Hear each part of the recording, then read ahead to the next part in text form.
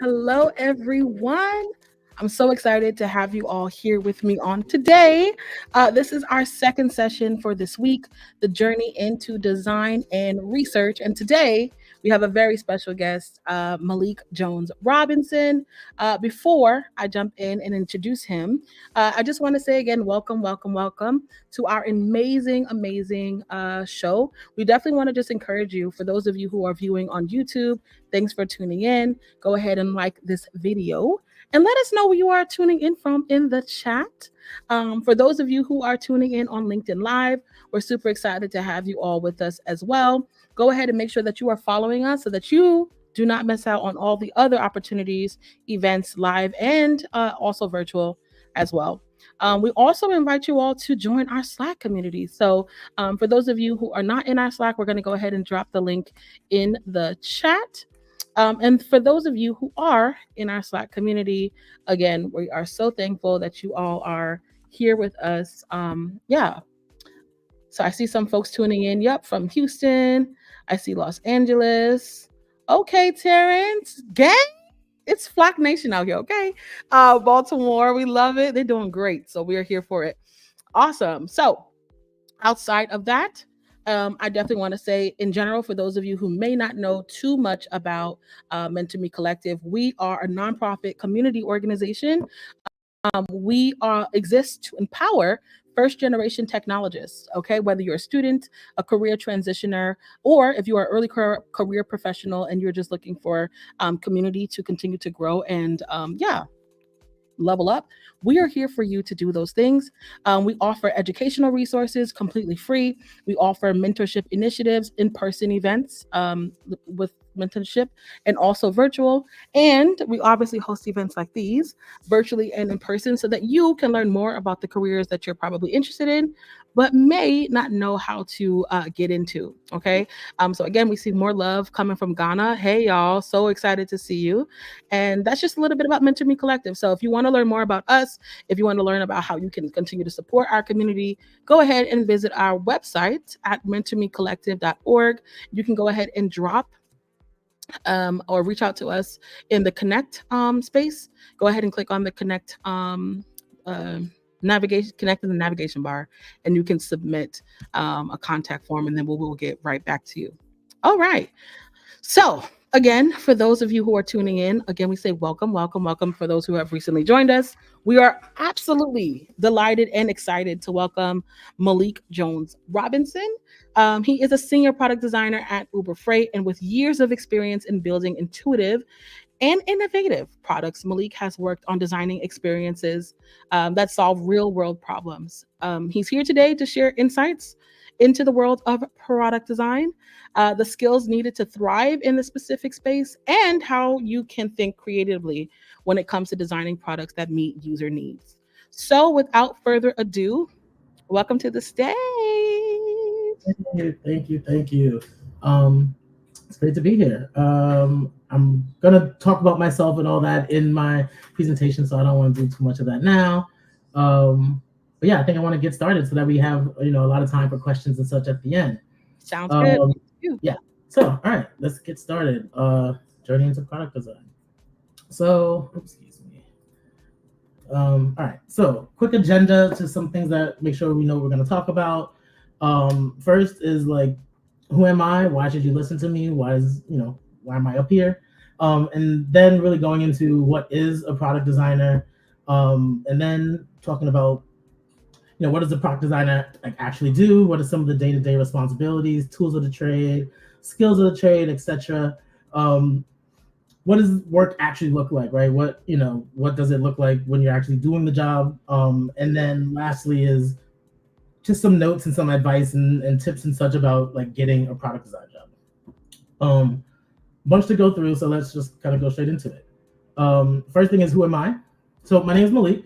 I'm a product designer, senior product designer at Uber Freight. And just to give you a little bit of rundown about myself, completed my undergrad degree at the University of Michigan, and my bachelor's degree was in communications and African American studies, so absolutely nothing to do with tech. After college, I started teaching and doing my master's at Hunter College for my master's in special education. And honestly, after about 5 years of teaching, I realized that I cannot stand in front of a public school classroom for like another 25 years. And so I said, okay, what can I do to find another career, another field that's kind of still in education somewhat? And my thought was building some of the tech that teachers use in their classrooms.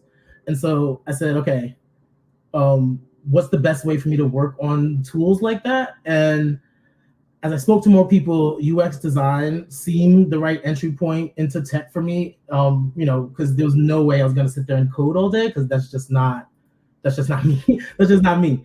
Um, and so I found General Assembly and then went to their UX design course. And so after doing that program, I, felt empowered and had all this information and knowledge. But what I realized is that my path as a designer couldn't be like some of my other like General Assembly peers, because they had design experience. They were architects in their past life, or, visual designers. And so I knew I had to kind of like have a different kind of path. And so for me, my first couple of roles that you see here, the Double Verify, the NBCU, and Prudential, those three were contract roles. So like, between 2 and 6 month contracts with those companies, but I'm putting their actual name in my resumes and everything like that, right? And then I was finally able to get a full-time role as like a product designer, or really a UX designer, but it was at a product studio. So meaning they're building individual products for larger companies. So that's where the MLB and then NHL come in. And then once I was able to be there for a while and kind of become like the lead designer on like a number of projects and really kind of take some ownership, I was able to feel comfortable applying to Uber, right? And feeling like, okay, I can actually apply to Uber and I might make it, right? And so I did that. I was able to get that role at Uber Freight. And that's when I was really able to kind of continue to grow my career as a designer. And because I'm not a robot, I do have hobbies and other things that I'm passionate about. So as you can see here, like video games, museums, and art in general, just kind of going and viewing and appreciating art. My own little bit of art was photography, and then just tech and gadgets and technology, and kind of keeping up with what's kind of the newest and latest and greatest in tech and gadgets. So that's kind of a little bit about me. Let's keep it moving. So what is a product designer? I think the easy way to explain it is that the product designer's job is to create the look and feel of the product. And most of the time, we're referring to digital products, or at least partly digital experiences. However, as a product designer, especially a product designer, you really need to be thinking about the real world implications of your design, because nothing is happening in a vacuum. Your technology is used to then empower the rest of your world, which isn't always online. But I will say the very simple way that I would explain to like my grandmother what I do is I would say, if you think about building apps and websites like building a building, the engineer is like the construction worker, while the designer is like the architect. And so what I put up here for my little visual is really what it's like for me as a product designer, where I'm in the middle, and as the product designer, I'm kind of juggling the user needs, the business objectives, and like the tech that we're able to actually use. And of course, business objectives means making money. User needs means making sure that their things are met. And then tech is going to change from project to project, right?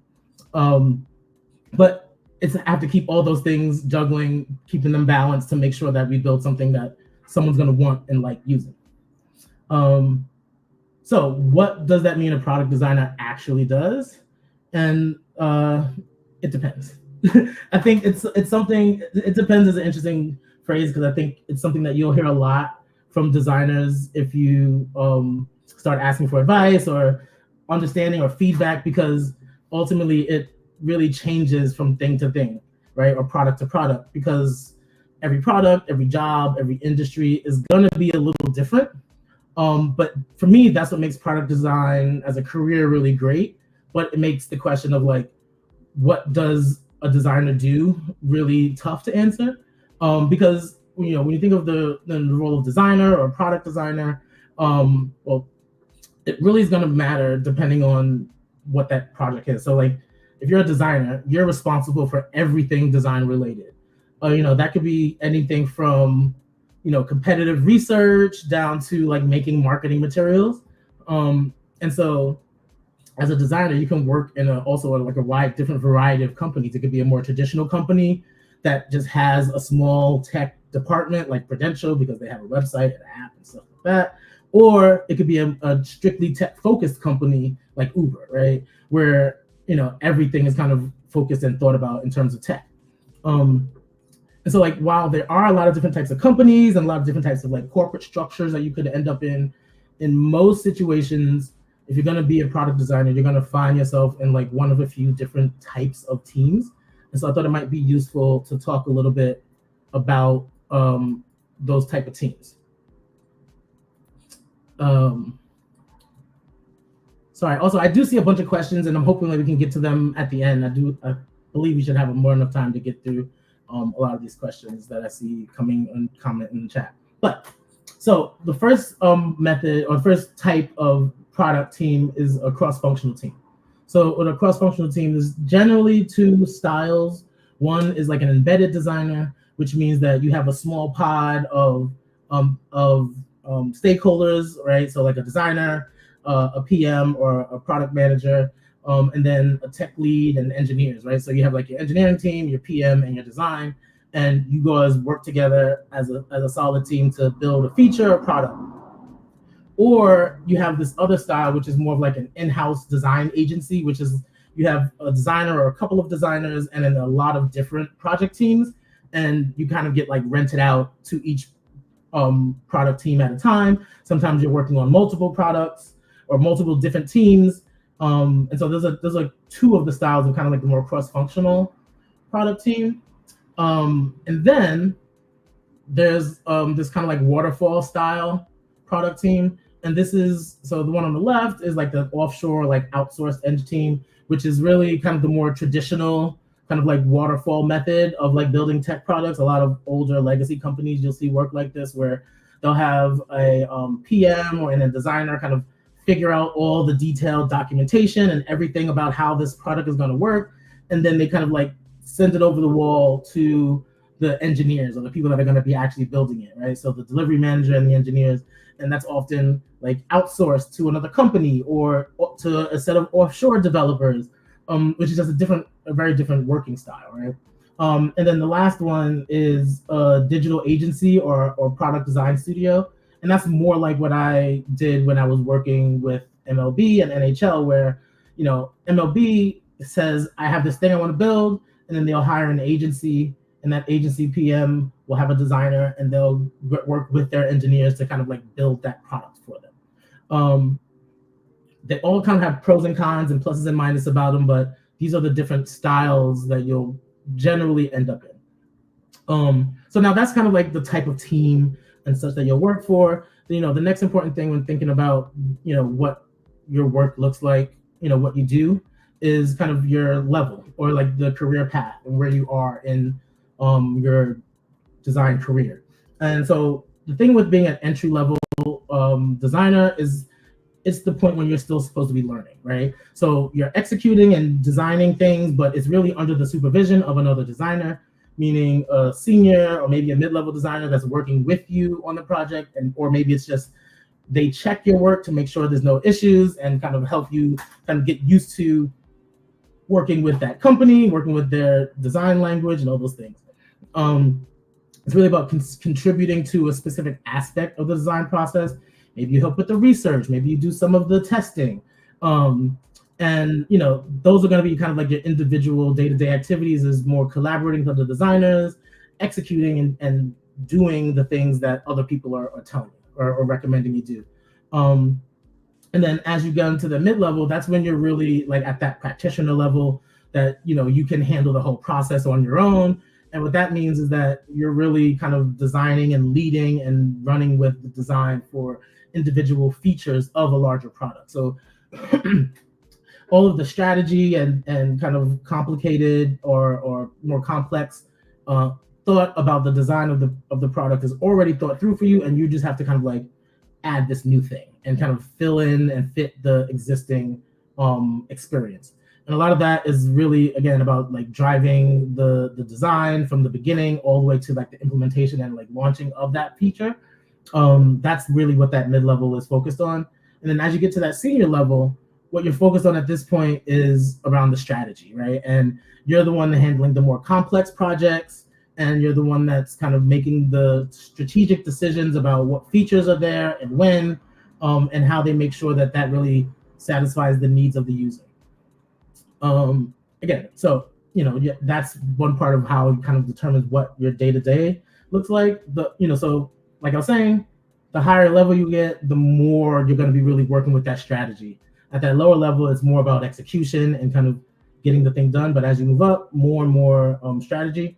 And what that also means is more and more ownership, right? You're more and more responsible for that product.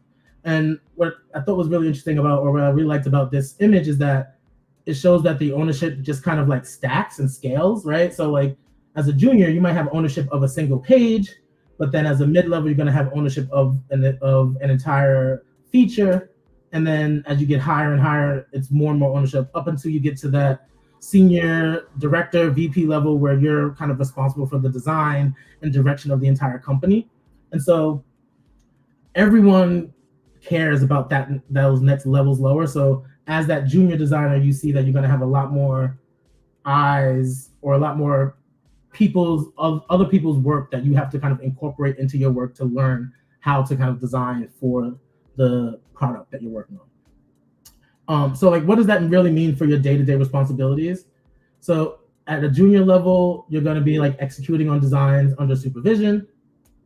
At that mid-level, you're going to be really driving the designs forward to make sure that they're fully complete and go down through to execution. And then that senior level is when you're really owning the strategy and like how the actual thing works, and a little bit more about the business strategy of it all.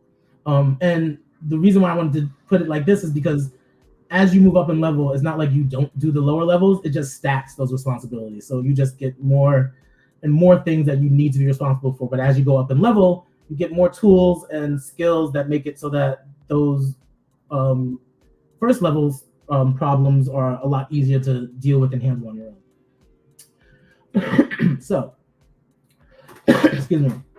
So, there are a lot of things that you end up having to do as a designer. You end up wearing multiple hats, right? I don't want to sit here and read through all of these, and so I'll wait a moment. If everyone wants to take a screenshot, we can also come back to it if you want to grab a screenshot of these. But all of these roles, all these jobs are things that I've had to do as a product designer. So yeah, we'll talk a little bit more about it as we go on too. So one thing I did want to make sure to talk about, because this was something that really helped me, especially at the beginning of my career, was to understand this idea of like a T-shaped designer. So really, especially early in your career, you want to really be kind of have this T-shape. And what it means is that you have really a breadth of knowledge of all the different aspects of being a product designer or a UX designer, but you maybe have a specialization or a depth of knowledge in one aspect. And that's totally okay, especially at the beginning of your career.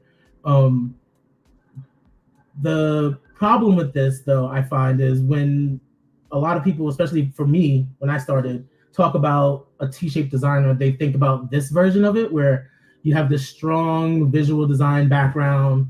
Maybe you went to art school, maybe you are already a graphic designer, but the other pieces are you don't have as much, but you kind of understand them.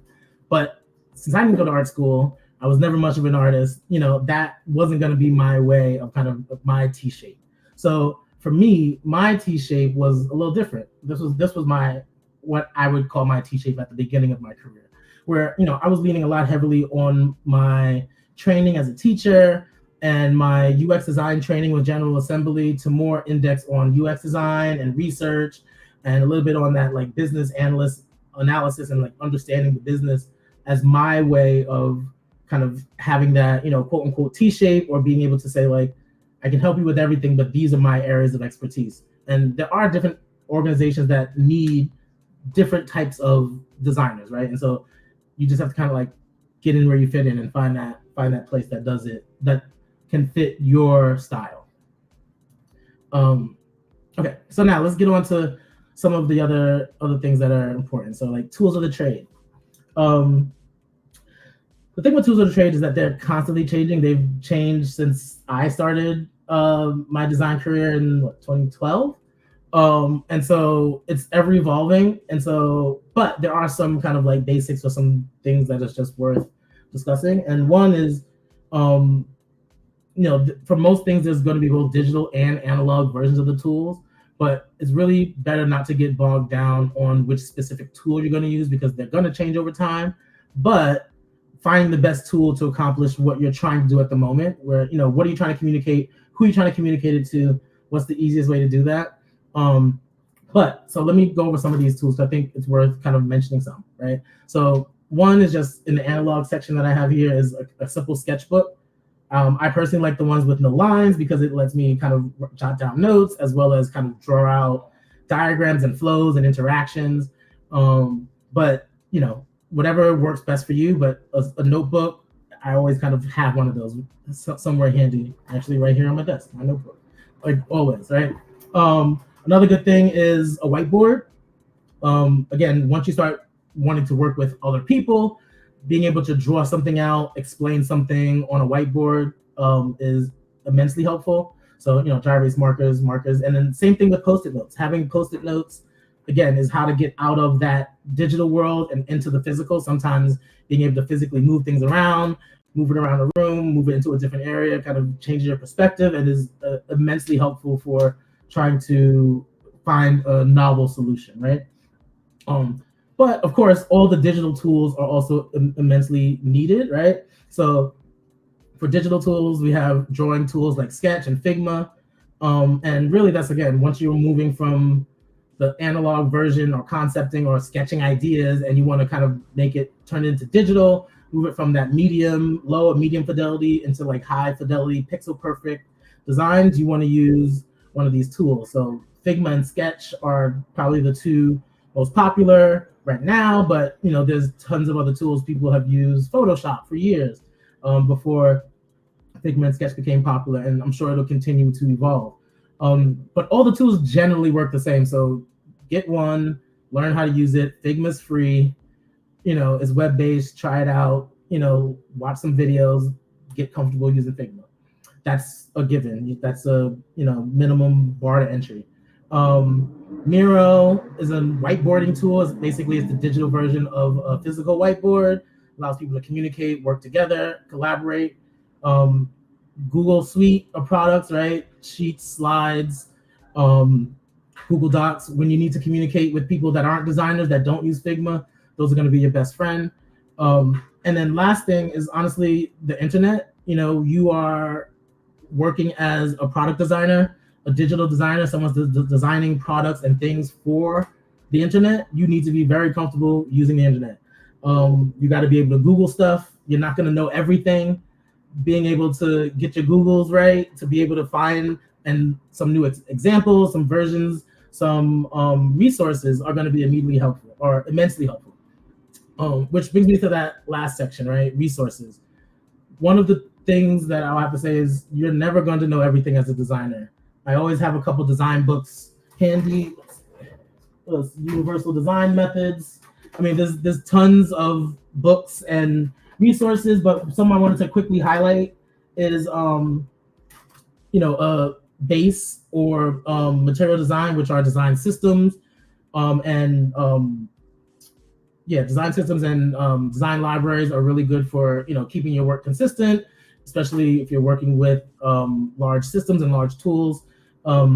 Nielsen Norman Group is an organization that has been working for years to promote user-centered design and user-centered products, meaning they have a lot of resources about what makes a good product, what's the right way to do certain things.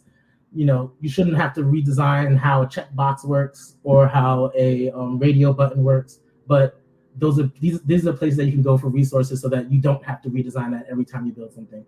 And then the last one is IDEO, which is a well-known, well-established company for human-centered design process, which is, keeping the user or the person that's using the product at the center of your thinking while you're trying to build it. And they're a great resource for the earlier stages, that research portion of the design process.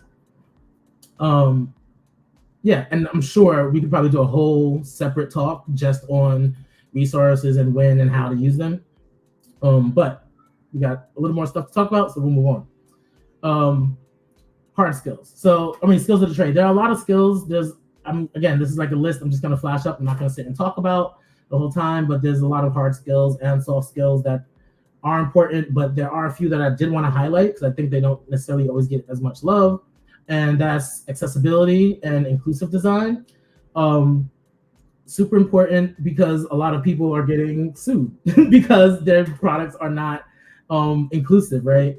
If your product is not accessible, is a very good likelihood that could become a problem in the future. Also, you want to build things that are good for everyone. Everyone needs to be able to use the internet.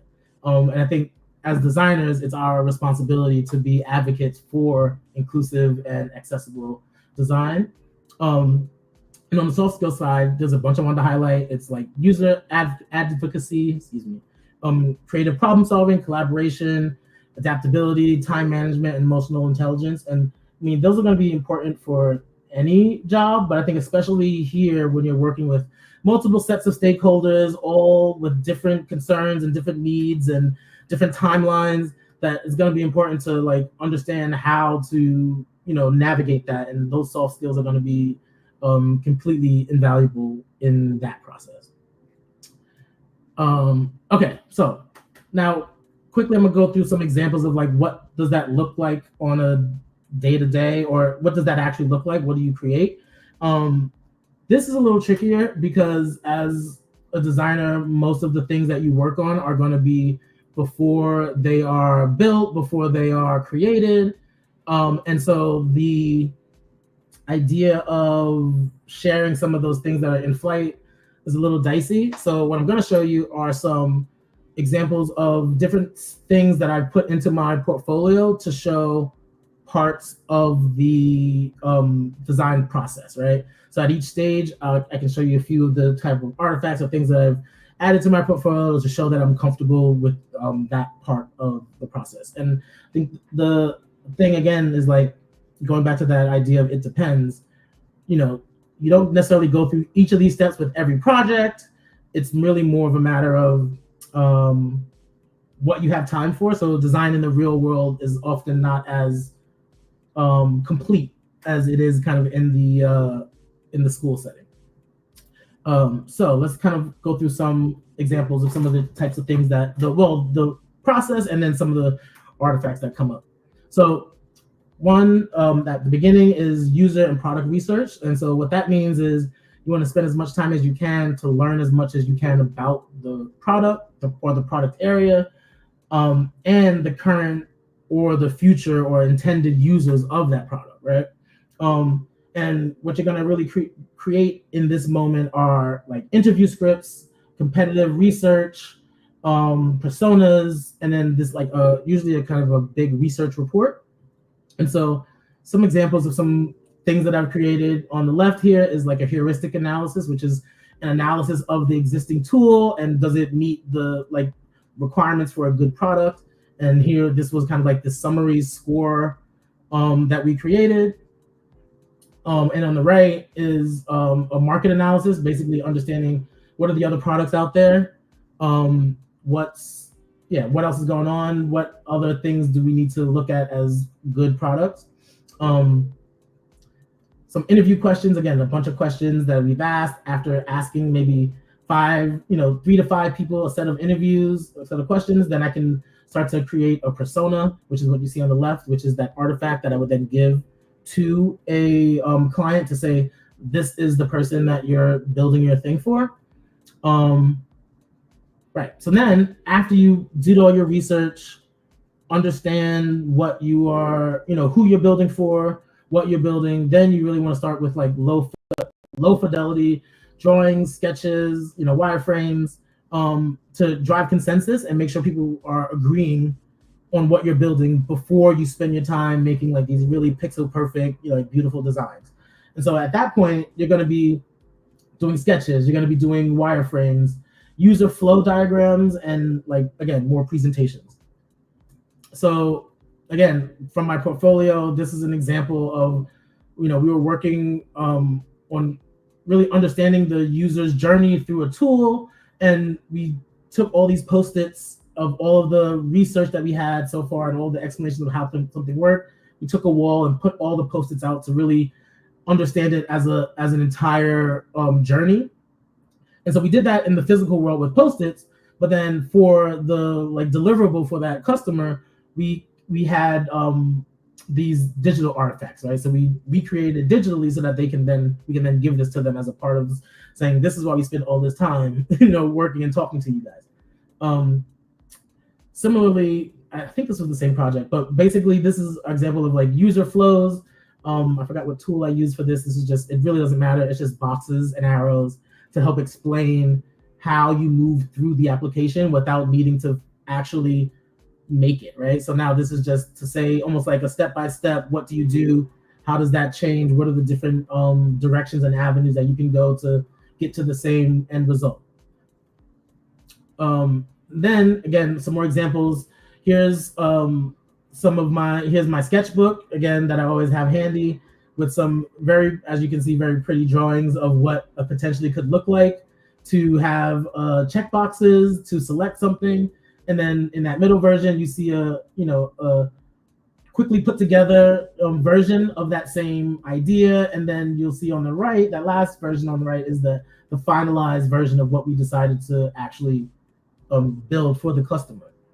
And as you can see, the idea is there on the left at the sketch, but this continues to evolve as you kind of iterate. Same thing here, right? We had this idea, very rough sketches, lines, nothing very formal. And then we move it on to the final, mid fidelity and high fidelity versions. And so that's that's the main, the idea for the next section, right? Is multiple rounds of iteration and testing. And this is when you show it to somebody. Maybe it's a internal stakeholder or the business leader, or maybe it's a customer, to say, is this right? Are we getting closer? And you do that multiple times until you say, okay, this is it, right? This is handling all the needs, everyone's needs. This is making sure we're not doing any accessibility issues. We're good. So again, some examples of that: high fidelity, or some artifacts that you create, high fidelity mock-ups, clickable prototypes, and slide presentations, right? Because again, slide presentations are how you're going to then explain it to the non-technical people, non-tech people.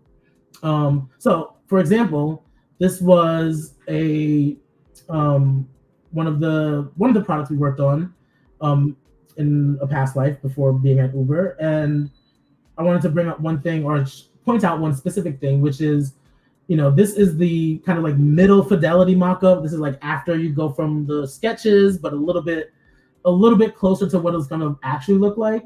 And one of the things that we wanted to do was, you see on that top right panel ticket inventory page, we wanted to have like this huge stadium map, so that way as you were looking at your tickets on the left, you can see it where they were on the map. And it was like, oh, this is a really cool idea. This is going to be cool. It's going to look good. But when we went to the high fidelity versions, guess what got cut? No map, right? So we missed that kind of like cool version. You see some of the other things are there in like the final high fidelity version. So we didn't get the map, but we did end up getting some better visualizations of some of the metrics that we're showing on the confirm, approval, and add comment, and then that split view page. So this is when you get that kind of like give and take to make sure that the experience is good for the user. And so we had to give on the map, but we got to take and get a little bit of the visualization instead of just having raw numbers, which again makes it a slightly better experience. Then again, lastly, you have to like explain your design. So after you create all these designs and do all these things, you have to explain it from everyone from engineers all the way to like the product owners and like the leadership. And so some examples of some of the presentations that I've done over the years, that top row is definitely like my junior level, where I'm basically doing reports that are insights for other designers to then do the real design work, right? So I did a research report. I did a report about uh,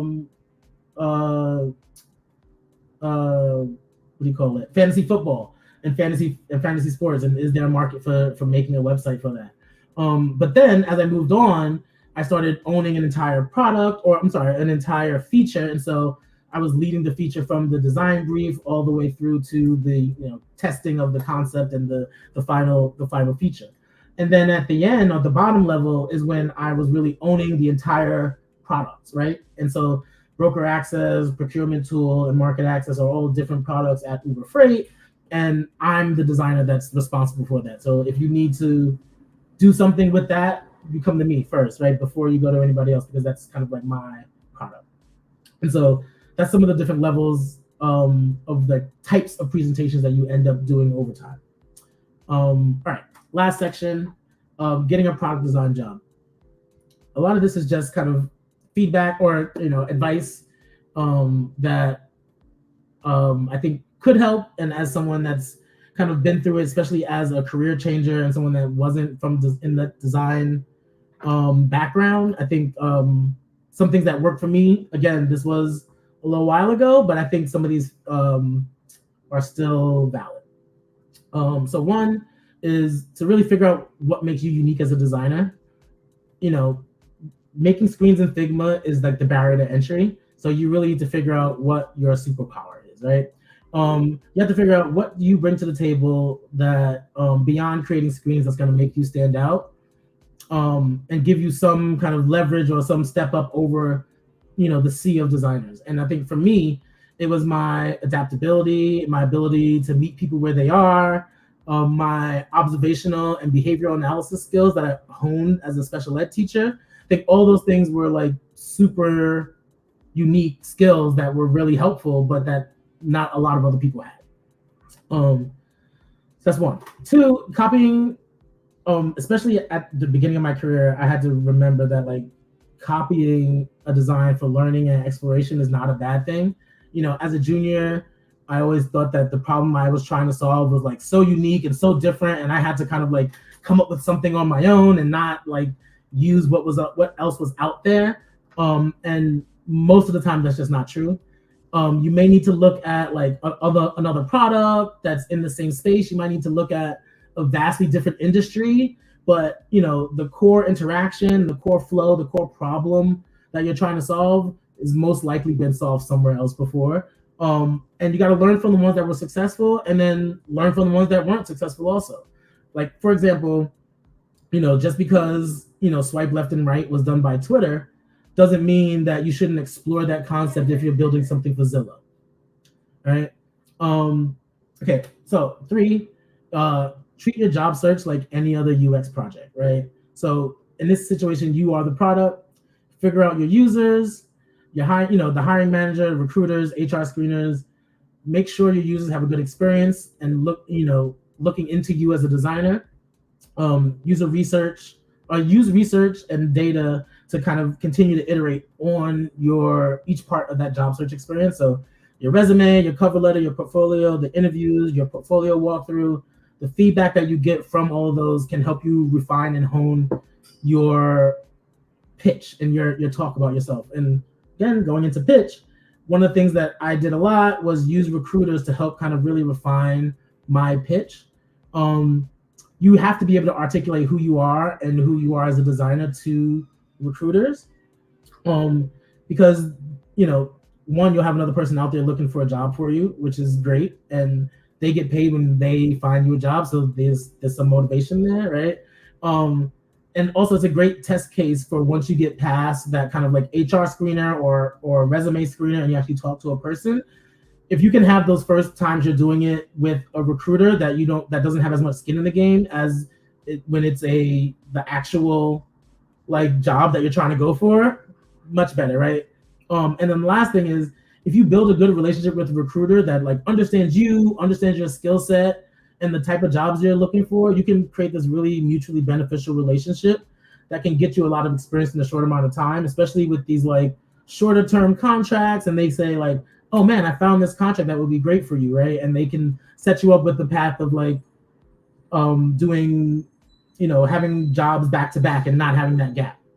Um, and the last thing is like consider short-term contracts over those full-time roles to gain experience. And that's largely because, for me at least, those full-time roles are harder to get because they go through a lot more to get them, right? Companies always don't always value design and don't want to necessarily always hire full-time staff, but there's always a few contract roles for different types of design jobs. Sometimes, yeah, and it might be a 2-week contract, it might be a 3-month or a 6-month contract, but you can kind of start to stack them together. And if you start working for the same staffing agency, then you still might not have to worry about things like healthcare and things like that. But it's really kind of playing the game to find the right set of jobs for you. It's not always about finding like the one perfect full-time job. I'll try to go through these a little bit quicker to make sure we have some time for questions. But portfolio tips: 1, have a portfolio. As a designer, you're a digital storyteller. Your portfolio is your first chance to show that skill set to your potential employers. The biggest thing is really to like close your computer and figure out what you want to say about yourself, and that should be the thing, that the thread that goes through your entire portfolio. Like for example, for me, I wanted to say that I was like comfortable with the entire design process and understood and can like come on the job and had all this outside experience as part of my first portfolio. And I think the thing that really started to take it over the top for me was part 2, which is figure out what you want to say about each project, but that make it convey the overall message. So for example, if you want to say that you understand the entire design process, every project doesn't have to have the entire design process. Maybe one project talks about research, another one talks about implementation, and then another one talks about the different stakeholder management, or using data and things like that. But to try to make sure every project has everything kind of loses the plot. And so being really thoughtful about your portfolio and your portfolio experience. Same thing with that leads into the last one, which is you're a user experience designer, right? So your job is to make sure the experience of the users of your portfolio is great, right? So are they using it looking at it on the phone? There should be an easy way to see that. Does the website run smoothly? Do you have a PDF version for someone that's going on a train trip or something like that and they want to print it out? How much do people want to print things out now? Different question. But just thinking about that experience, and what is the experience for your user of your portfolio? And if you start thinking about it like that, I think you can kind of come up with a great experience for them, or understand what your experience is going to be for them. And then lastly, some interview tips, right? 1, do your due diligence about the company.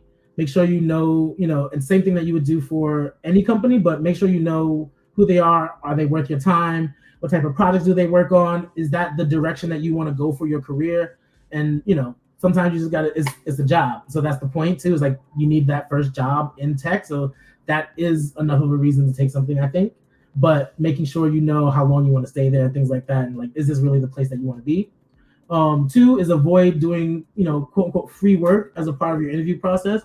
A lot of times interviews will ask for a like design exercise, but as soon as that design exercise is something for their actual business, then that's when it's like a little sus. And I'm like, what's really going on here? Are they trying to just use the interview process to like get a bunch of free work? So, just be very cautious of that. But again, I'm not saying don't do it, because in the real world, you got to do some of these things to get that job. But, take that as a grain of salt into consideration of like, is it worth spending X amount of time on it, right? But also, if you do that thing, then you can potentially now put that in your portfolio as like spec work or speculative work, or work that didn't actually get built. 3 and 4 are kind of like what I said before, which is the staffing agency and contract roles are usually interview process is shorter and easier. And then those full-time job roles are much longer interview process with multiple steps. And that's usually when you start seeing things like, design exercises and stuff like that. Number 5, I think, is sometimes overrated, which is be an interesting person. Like, have hobbies, have things you're passionate about outside of work, because ultimately your interview is especially full-time jobs, is like, do I want to sit with this person every day? Do I want to work with them, for multiple hours a day? And just to make sure that you can show who you are, right? Because that's going to be a big part of, do they want to work with you, and do you want to be there? And lastly is, similar to what I was saying, do you want to be there, right? The interview is also about you figuring out if you want to work for them. Like, don't be afraid to interview the interviewer, making sure that you have an informed decision about the things that are important for you for a job, to make sure you're keeping your career moving forward. Because if people can get the work they need out of you without helping you at all, they will definitely do it. So make sure you're really understanding what your impact will be, what and how you can grow at that company, and really, especially as a beginner, how you can then make sure this is helping you succeed in your career as a whole. Thank you. I'm sure I tried to speed up a little bit towards the end because I feel like I'm getting a little late in time, but thank you, and I'm happy to answer and talk about any questions. That was amazing. Absolutely incredible, Malik. I'm so honored to have you sharing your wisdom and insights with the community. Before we jump in, right, I know we've met years ago, and we were, you highlighted your career when it comes to transitioning from education into design. What was the hardest part of that? I think the hardest part was getting my story and understanding where I sat amongst other designers. And like, it took me a while to understand the fact that I had a bunch of jobs before I understood how to work in a corporate setting was in fact something that other designers didn't have, right? The fact that especially when I had to do like client work or go into MLB and be a professional, right? Like, I knew how to do that and was comfortable doing that because of other jobs that I had. So those were in fact benefits when I was thinking, oh, because I didn't have all this tech background and experience, that it was, a deficit, but I had to be able to articulate it and frame it in the right way. And it took a while, and, in the general assembly course, but then also after getting a job or two and saying like, oh, I get how I'm different than that X other designer over there now.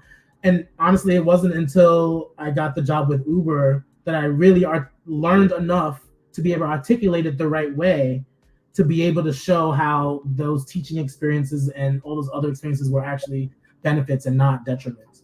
Wow, that is incredible. We had a question from Lauren. As a singer designer, do you prefer being an in house designer or working for an agency? Also, how does the pace for each differ? That's a good question. Yeah. So definitely completely different pace, right? So, the anytime you're doing like client work, it feels like there's a more intense pace, because ultimately you're not building it for you, you're building it for other people. So they're going to keep that deadline because that's the contract you set, right? And so there's a lot more stress a lot of times, right, with those agency roles. But with those agency roles, you get a wide variety of work, right? You're not going to only work on one thing. And so I would say, for me personally, the pace is faster on agency work, and it's a wider variety of work. Whereas in-house, again, it's going to be slower, which is sometimes nice, right?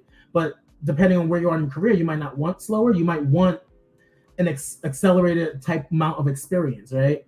And also, I find that because I did agency work first and then went in-house, I'm like, oh, that's all I have to do, and it's like, it makes like understanding and getting the speed and pace of an agency is great, because then once you get in-house, you can slow down when you need to. Hmm. That is really good. We had another question come into the chat from Natural. I hope I'm saying that right, but I'm not going to butcher it. What are the sites you recommended for the contract based jobs? Honestly, when I was doing job searching, again, this was multiple years ago, so it was a while ago, but I find that, as I do like LinkedIn job searches, or all the traditional job search places, a lot of times those roles are in fact contract roles, right? And you don't realize, or like as you read it a little bit closer, And I was also in New York, so a lot of them were like New York creative agencies. So like staffing agencies, tech staffing agencies, is definitely a good place to look. Um, uh, I can't think of any specific sites um, at the top of my head, but if I do think of some, I'll make sure to share it with Chanel. Okay.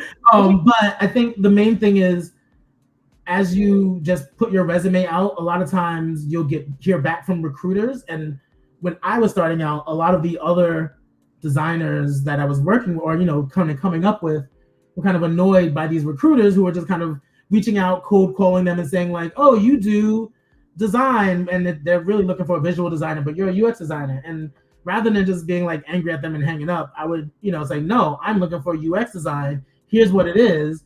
And now I have another person that's like kind of helping me look for roles.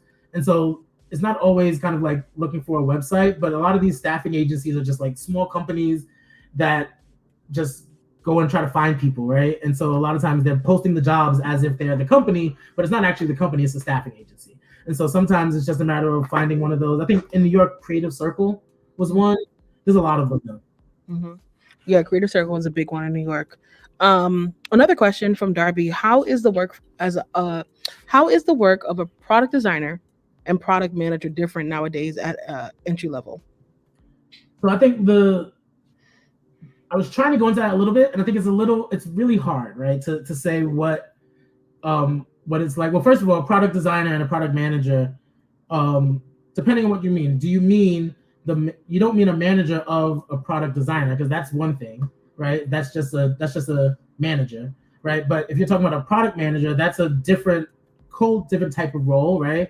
And that's more of especially at the like Uber level, is more of the like owner of the product or the feature, and they're the one that's kind of like responsible for the business side of it. And so that's like a very different job. So I honestly can't really speak to like the entry level product manager, but an entry level product designer. I was actually having this conversation with one of my coworkers, and it's like, especially at Uber, once you start talking about entry level on the product design side, there aren't many very very really true entry level at the kind of like Uber like product or tool or company level.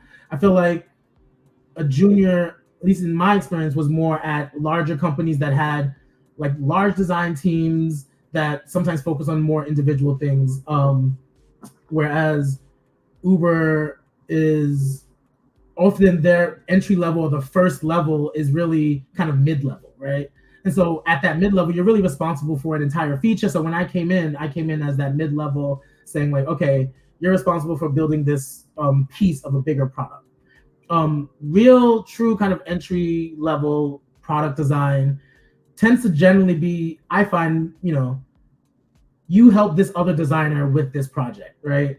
Maybe they say, hey, you know what? I want you to show me all the different ways we can do this button, right? It's very minor, very small, but it's going to help you kind of like learn their design system, their style. And then eventually, once you can not be supervised, then you kind of level up to being a like mid-level product designer where they know they can hand something to you and you can kind of like run with it. Hopefully that starts to answer your question. I think that's awesome. Um, there was another question that came in. Trying to. Oh, I must have lost it, but I will. I guess I can ask this specific question from Terrence. He asked it earlier on. What's your favorite video game right now? Ooh, right now I am replaying Mafia 3. Hmm. They like did a revamp and try to like make it better because I never played the first one. Um, but yeah, honestly, my video game time is lacking mostly because of work, and it's just a little bit of an intense time. And as we get towards the end of the year, there's like ebbs and flows of work also, which is another interesting thing, and definitely changes per job and per industry. But like generally work starts to die down at Uber around like mid-December, when they kind of can't code anymore. They like lock down the code again, because at Uber during Christmas time, there's a lot of stuff moving. They don't want to have anything that's going to mess anything up. So before then is when it gets intense and everyone's trying to get everything done before the code freeze. So it's usually real busy, and I'm like, there's less, time hanging out and video games That at is this point. I did see one other question that I think might be worth answering, which is someone asked about the difference between like a UX designer and a graphic designer and a product designer. okay. Absolutely. Let's talk about it. Oh, Yeah, I see it. um, I think I would say that a product designer is a UX and a UI designer and a graphic designer. So like the product designer is responsible for anything about the design of the product. So that, and the great thing is, depending on the company that you're in, that doesn't mean you're, just because you're responsible for it doesn't mean that you're doing it, right? So like I'm responsible for the design, but there is a marketing team that's going to actually make the assets, but they're going to ask me, is this right?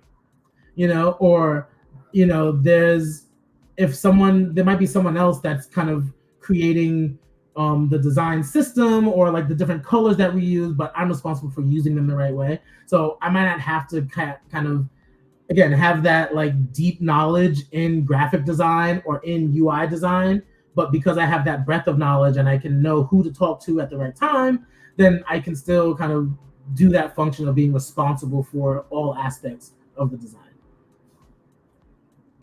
I think that was an amazing answer. And Angeline, I hope that answered your question. There was another question. I guess this will be the last question of the night. But how do you approach user feedback in the design process? Yeah. So I think the approach is generally the same for user feedback and for like stakeholder feedback, which is um, take it all, right? Like, anyone that's willing to give you feedback about your thing, you want to take it, absorb it, understand where it's coming from, but then you have to decide if you want to use it, right? Just Mhm. because someone gives you a piece of feedback doesn't mean you have to use it. You do have to respect them that they gave it, and that so it's kind of like, it's a little bit of client management. User feedback is like, okay, they said this, but that is just one piece of information for the whole, right? So if they're suggesting something that's going to end up being inaccessible, you're not going to do it because that's going to end up costing the company millions of dollars. They want to have everything at point 0.5 font, but point 0.5 font is going to get you sued. So you're not going to do point 0.5 font, right? So like there's certain things that you just have to say, oh, great feedback, thanks. And then a lot of times what you want to do is say, oh, great. Oh, okay, thank you. Why do you say that, right? If you understand, because a lot of times people are giving you feedback on the visual or on something that they're seeing and not understanding all the things that you kind of put into it. But if they see that, it's for a reason, especially as a user. Or, and for me, a lot of the products I work on are like enterprise products or for people that have more expertise, right? So if they're saying like, oh, this is bad, and I'm like, no, it's not, that's not gonna work. Because ultimately, one, I'm building it for them to use, one, and two, they know their industry, right? I'm not gonna tell them they don't know their industry, but they're not gonna tell me I don't know my industry either, right? So why is that a problem? Okay, I'll take that and incorporate it into my next version, right? That's Mhm. literally why we do multiple iterations and there's constant iterations. And you have to be able to articulate that to people that I want that feedback because that's only going to make the product better. But when you give that feedback, I have to have that time to take it and then incorporate it, because you can't give me that feedback at the end when it's about to get launched. And now it's like, well, you should have told me that before. Mm. And I'll take it into consideration. And maybe it's big enough that we need to stop, hold everything, and stop the presses. But I have to take that feedback, think about it, incorporate it.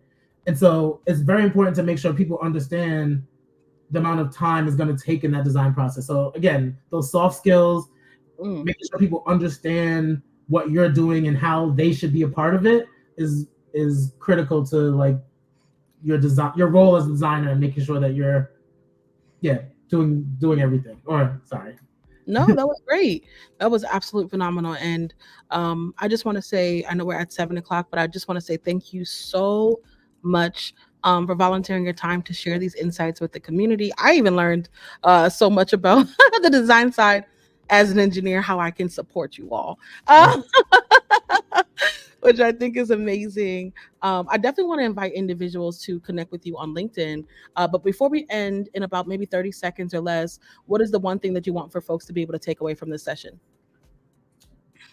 That you don't have to be an artist to be a designer. Design is the infusion of art and data and information. And so you can take the more data side or you can take the more artistic side. It doesn't have to be one or the other. And yeah. I think that is amazing. Well, Mr. Jones Robinson, we appreciate you so very much, and we ask that you have a wonderful rest of the evening. Thank you. You too. Appreciate it. It was fun. Awesome. Bye. So I see so much love coming in the chat. Definitely spam us. If you enjoyed the session, go ahead and give us some thumbs up. Let me see some fire emojis. Malik is absolutely amazing.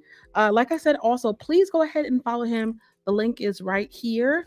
He is absolutely phenomenal and incredible. And the work that he's been doing, honestly, is astounding.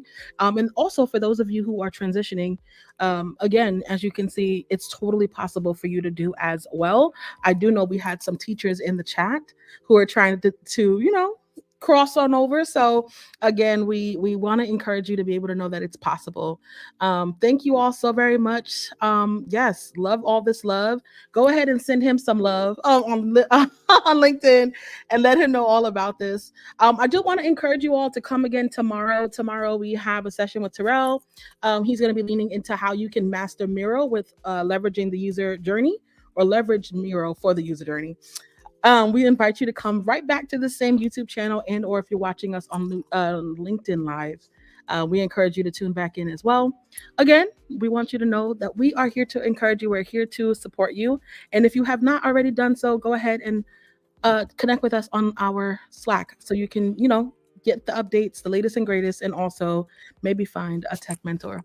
Until next time, bye everyone.